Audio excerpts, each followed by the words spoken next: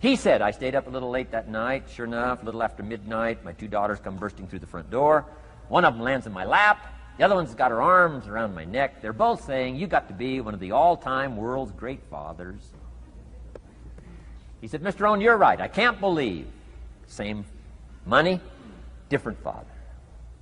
He said, I've started making the changes, and I decided to start with my teenagers, my girls. He said, what a difference it's making in my life. And I'm telling you, you can do that with your lifestyle. You can do it with your sales career. You can do it with your management career. You can do it with any part of your life. If you're looking for equities, unmatched. Do not curse the only thing you have. Don't complain about the only thing you have, which is seed and soil, sunshine, rain, miracle, and seasons. But start changing and processing and evaluating things like we're covering today, and this process of change will take off for you. You will not believe what can happen in such a short period.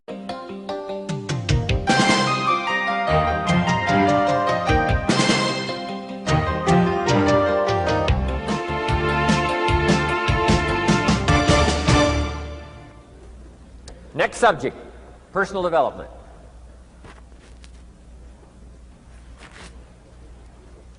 Some of the things Mr. Shoaff taught me starting at age 25, some things came quickly, some things came easily. Setting goals, that was easy. We're going to talk about that later on. But this one I had to struggle with, personal development. It was hard for me to give up my old blame list. It was so comfortable blaming the government and blaming my negative relatives and the company policy, unions, wage scale, economy, interest rates, prices and circumstances and all that. That was difficult for me to give up. That was quite a transition for me to make, and blaming myself. But Mr. Shoaff started out with something very, very important. Let me give that to you.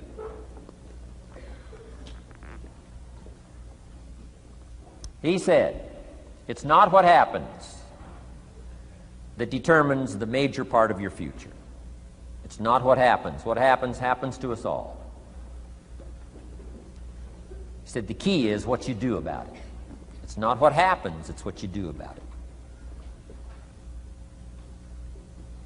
And he said if you will start that process of change, do something different the next 90 days than you did the last 90 days, like picking up the books to read.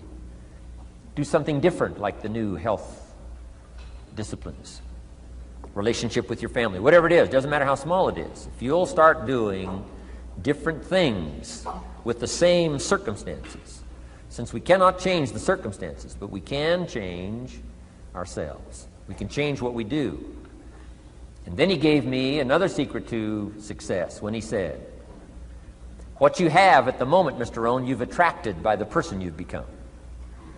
What you have at the moment, you've attracted by the person you've become. Few little simple principles here. Once you understand these, it starts to explain so much. Now, sometimes it's a little tough to take, blaming yourself instead of the marketplace, taking responsibility instead of putting it off on someone else. That transition sometimes is a challenging mission. And this one was a little tough for me. He said, Mr. So let's talk a little bit about personal development, that extraordinary adventure I undertook starting at age 25. And I've never ceased that adventure. I'm still going for it. In the 90s, I want to get better and better.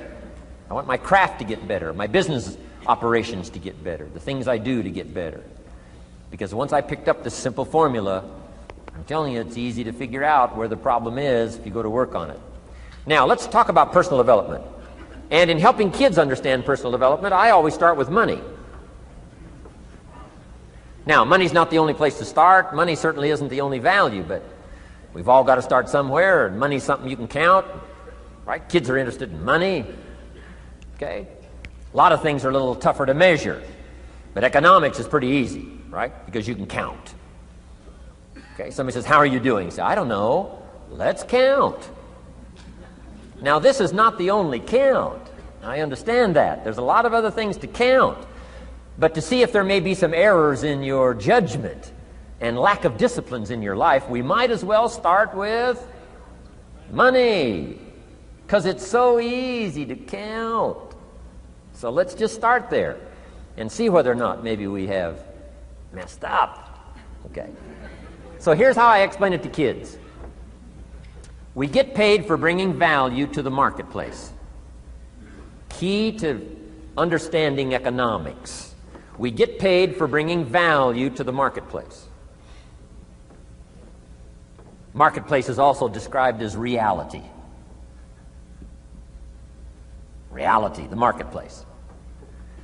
Now, it takes time. It takes time to bring value to the marketplace, but we don't get paid for time. It's very important for kids to understand, as well as adults. We don't get paid for time.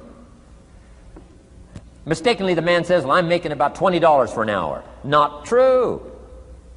Not true. If that was true, you could just stay home, have them send your money. No, it's not true. You don't get paid for the hour. You get paid for the value you put in the time. So we don't get paid for time, we get paid for value. Now, since that's true, here's one of the key questions of the afternoon. Is it possible to become twice as valuable and make twice as much money in the same time? Is it possible to become 3 times as valuable as you now are and make 3 times as much money in the same time? Is that possible? Of course. If you want to really emphasize something, that's a good phrase, Stuart. Of course. Of course. Okay. Now, all you have to do to earn more money in the same time is simply become more valuable. America's unique. It's a ladder to climb. Starts down here, what? About $4 an hour? Big argument last year in Congress about the starting place. Should be 5, should be 5, should be 5. Well, no, it doesn't need to be 5. Why not start with 4? It's a ladder. Right? This is not a bed. This is a ladder. This is a ladder to climb. Starts at $4. Now somebody says, well, should be 5, should be 5. Well, maybe. If you're going to stay at the bottom for the rest of your life, it probably should be 5. But that's kind of a pitiful way to live. Start and not grow. Start and not change. Start and not become more valuable. Hey, the whole scenario of life is to start, number 1, and what? Become more valuable, number 2. So America's a ladder to climb. Starts at $4 an hour, and the more valuable you become, you just keep moving up the ladder. Top income last year, what, 52 million? Guy that runs Disney? Would a company pay somebody for 1 year's work $52 million? And the answer is, of course. This is one of those of course places. Of course. If you help a company make $1 billion, would they pay you $52 million? The answer is, of course. It's chicken feed. I mean, it's not much money. Now, why that much money? Because he has become so valuable. Now, why would we pay somebody only $4 an hour? They're not very valuable to the marketplace. Now, we got to make that distinction, to the marketplace.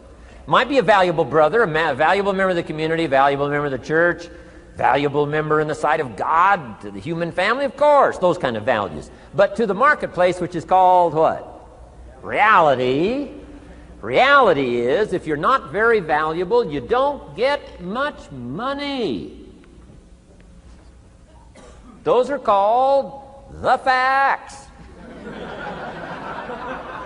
I mean, that's how that is. Well, then, how do you get more money? Simple answer. Somebody says, well, I'll go on strike for more. Well, here's a major problem with that. Here's a major problem with that. You can't get rich by demand.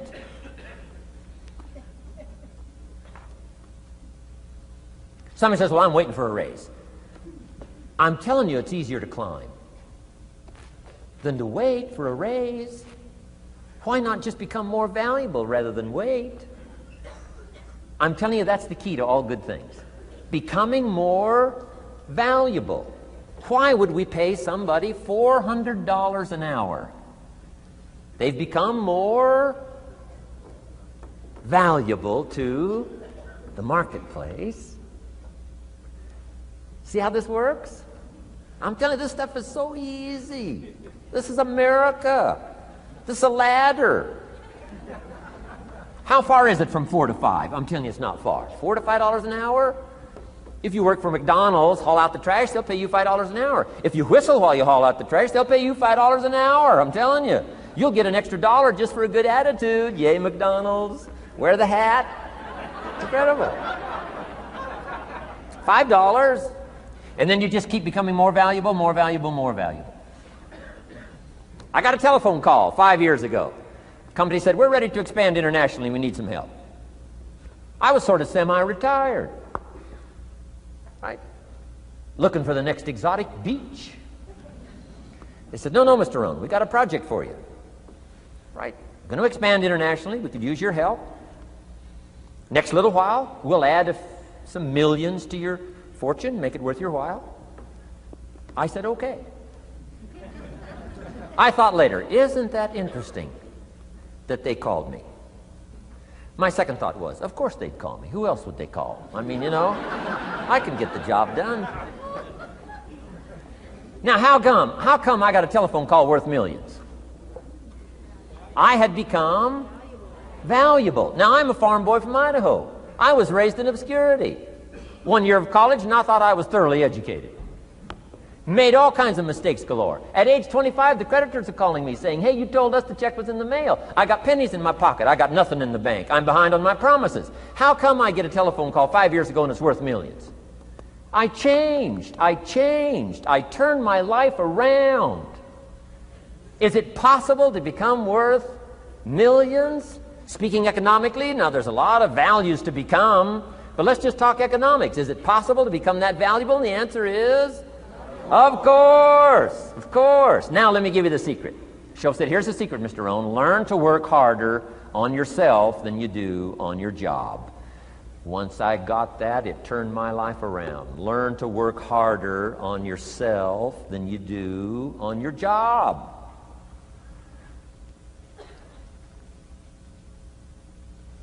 He said, if you work hard on your job, you'll make a living. If you work hard on yourself, you can make a fortune.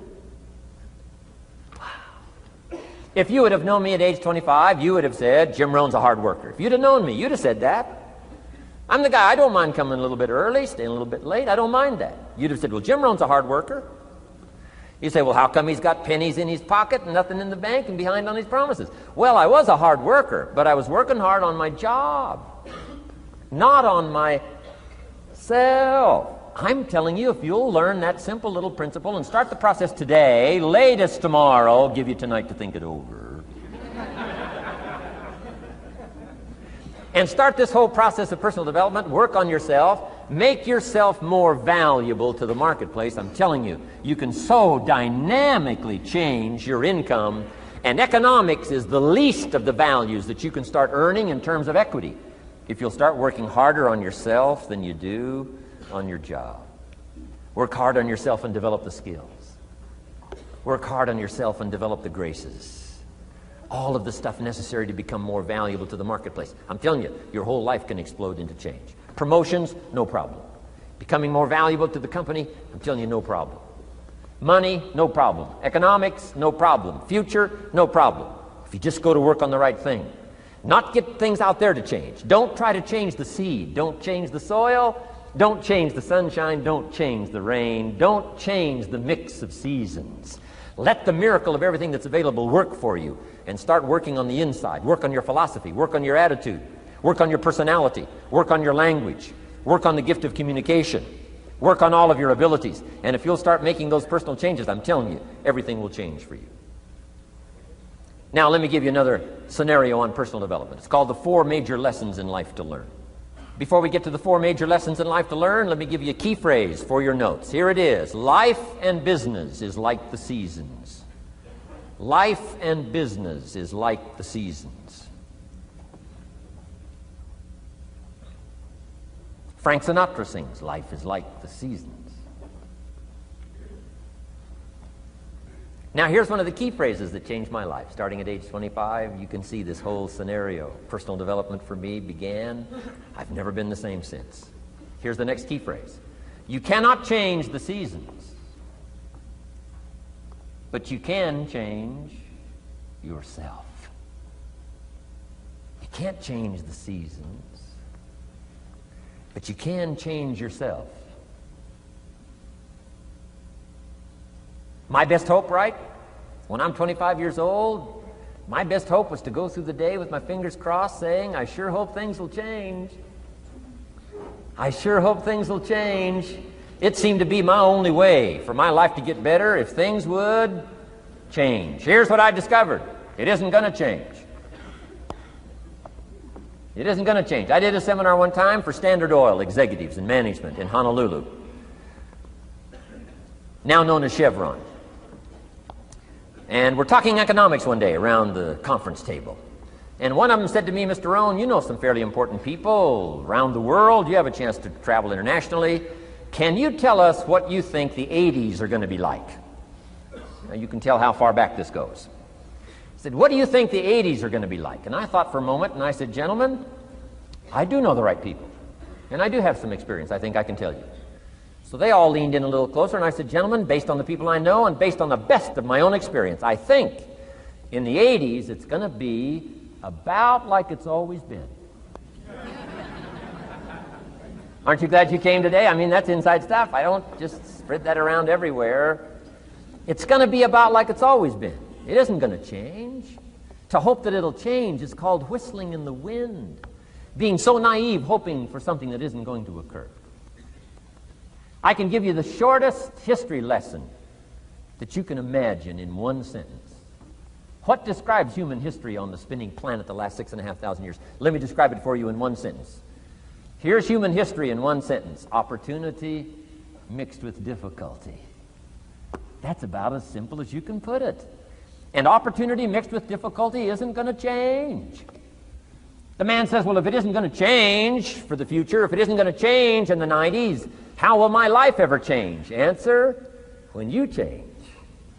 And if you will change, everything will change for you. Your bank account will change, your income will change, your future will change, the ability to acquire your dreams will change. It'll all change if you will change. And now let's go through the scenario of the seasons. Life and business is like the seasons. Let's cover them. Here's number one, major lesson in life to learn. Learn how to handle the winters. You say, well, Mr. Rohn, a lot of this stuff is fairly obvious. That's true. Just need somebody like me just to come along and remind us. This is what this is called today, a reminding session. I got no new truth for you to discover. This is all old stuff. We just need to hear it again. Somebody get on our case a little bit, right? We all need that. Here's number one lesson, learn how to handle the winters. That's obvious. The winters come right after falls. And pray tell how often? Every year, according to written history, for the last 6,500. To cross your fingers and say, I hope it doesn't come. I'm telling you, we call that naive. Now, there's all kinds of winters. Not just the winter of the season, but there's all kinds of winters. Winter time, the down time, the discouraging time. One writer called it the winter of discontent. The winter when you can't figure it out, the winter when it all goes wrong. Economic winters, social winters, political winters, and personal winters. When your heart is smashed in 1,000 pieces, the nights are unusually long. It's called winter time. Barbra Streisand sings, it used to be so natural to talk about forever, but used to be's don't count anymore. They just lay on the floor till we sweep them away. You don't sing me love songs. You don't say you need me, and you don't bring me flowers anymore. A song of winter. But hey, we're acquainted with all those winter scenarios. We've been through them all. Now the question is, what do you do about the winters? Well, you can't get rid of January by tearing it off the calendar.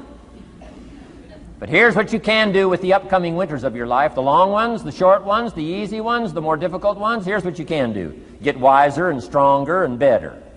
Just make a list of that trio of good words. Wiser, stronger, and better. To challenge for yourself the upcoming winters of your life, don't you think you could read more?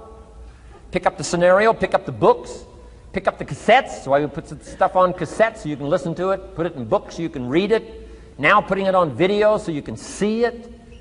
I'm telling you, Anybody that wants to can get wiser. Next is stronger. Anybody can get stronger. If you're willing to do the push-ups, you can get stronger. If you're willing to put yourself through the paces, you can get stronger. Can you develop stronger skills? And the answer is yes. Start practicing, practicing, practicing. And you can get stronger. Can you get stronger in handling life situations? Of course. But you got to go to work on yourself. You can't blame out there wishing it was easier. Wish you were stronger. And here's the last one, get better. Anybody can get better. Language, we can all get better.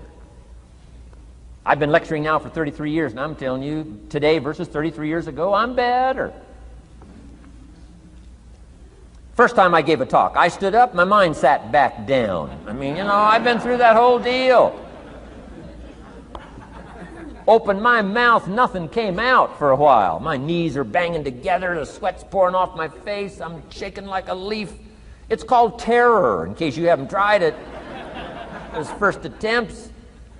But I'm telling you, I got through it, and I did it again, and I got through it, and I did it again, and I got through it. And now, of course, I can lecture for a few hours in one day. Anybody can get better. Develop the skills, okay? Handle the upcoming winters. Don't wish away the winters. That's called naive. Wish for the skills. Wish for the strength. Wish for the wisdom. Here's the second major lesson in life to learn. Learn how to take advantage of the spring. Uniquely enough, spring follows winter. And pray tell, how often? 6,500 times. I mean, those are good odds. I'd gamble on it one more time. I mean, those are good odds. Every time. You can't beat those odds. Spring is called opportunity. Another day is called opportunity. Days follow nights. How about that? And how often? Every day. But now here's what we must learn to do with opportunity. Underline two strategic words in that sentence. Take advantage. Just because spring comes is no sign you're going to look good in the fall. You've got to take advantage of it. You've got to do something with it. Read every book you can on what to do with your springs, what to do with your opportunities, what to do with your days, what to do with your chances. Don't miss the educational process. Don't miss the process of learning. To understand, opportunity keeps coming, but the key is taking advantage, taking advantage. Everybody in this room's got to learn to do one of two things: plant in the spring or beg in the fall. And it doesn't mean you can't become a sophisticated beggar, but you don't need the reputation. Learn to plant in the spring, take advantage. And there's an urgency here on springtime because there's just a few springs, handful of springs offered to each of us. So take advantage swiftly and quickly. Don't just let the time pass. The Beatles wrote, "Life is very short." And for John Lennon, it was extra short. For Michael Landon, it was extra short. But life is short. At the longest, it's short. So don't just let the springs pass. Take advantage. Seize the day. Seize the moment. Seize the opportunity. That's the key. Springtime. Life is fragile. Life is brief. Elton John sings, "She lived her life like a candle in the wind." It's fragile. It's brief. Whatever you're going to do, you got to get at it. Don't just let it pass away. Here's major lesson number 3. In the summer, learn how to nourish and protect. We've got 2 challenges in the summer in the personal development part of our life. And that is become capable and powerful enough in the summer and wise enough in the summer to nourish what's good and defend yourself against what's bad. Nourish and defend. The summertime is an interesting time.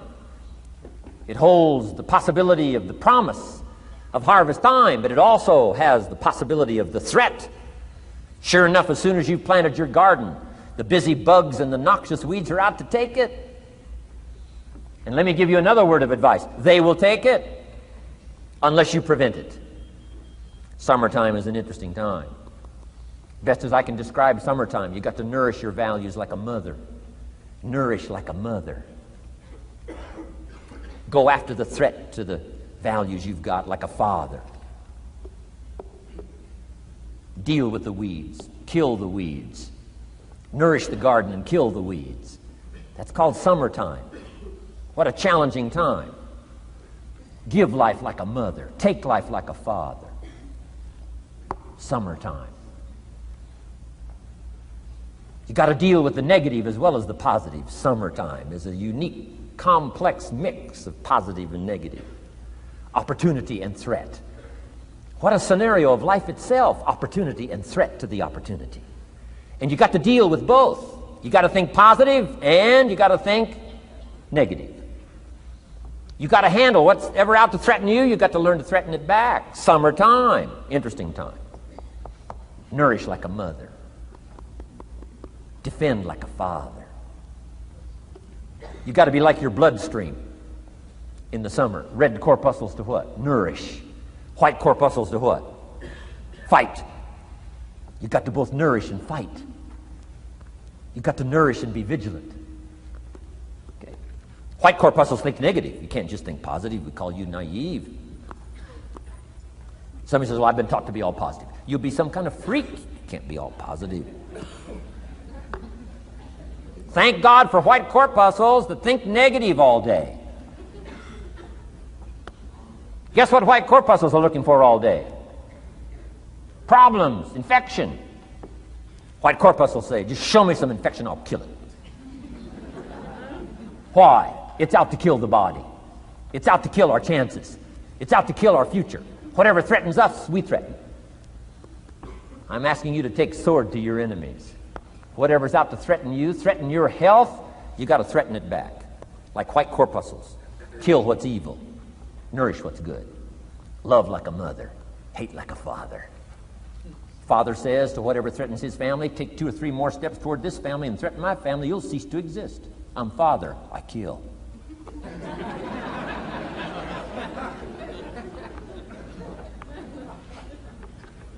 Don't let the weeds take your garden. Wreck your chances for a good harvest. Deal with your enemies in the summer. Called good and evil. The great struggle in life is called good and evil. Tyranny and liberty. Sickness and health. It's the way life is. Tyranny threatens liberty. Takes over Kuwait. Can't have that. If tyranny takes Kuwait, it'll take Saudi Arabia. If it takes Saudi Arabia, it'll take something else. Where are we going to stop tyranny? As soon as possible, lest it take the whole world value. So George Bush draws a line in the sand, consults with its allies, sends 500,000 troops to Saudi Arabia. Finally, Desert Sword, Desert Storm, takes on Saddam Hussein, drives him out of Kuwait. Why? Because it has to be done. The great struggle between liberty and tyranny, the great struggle between evil and good. And you've got to treat your own life the same.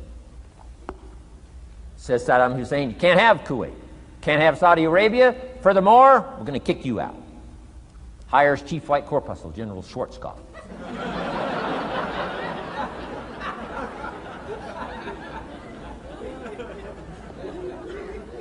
Takes care of the matter. I'm asking you in the summer, nourish like a mother. Threaten whatever threatens you like a father. Now you can also turn around the scenario, that's true. Love like a father, hate like a mother. Give life like a father, take life like a mother. You can turn the scenario around. The key is both love and hate. Single parents have got the greatest challenge. Love like a mother, hate like a father. Love like a father, hate like a mother. Nothing more dangerous than an angry mother.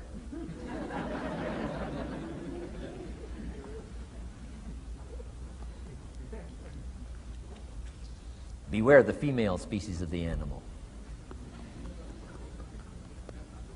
They call her Black Widow spider. Why? Because when she finishes, there is no male spider.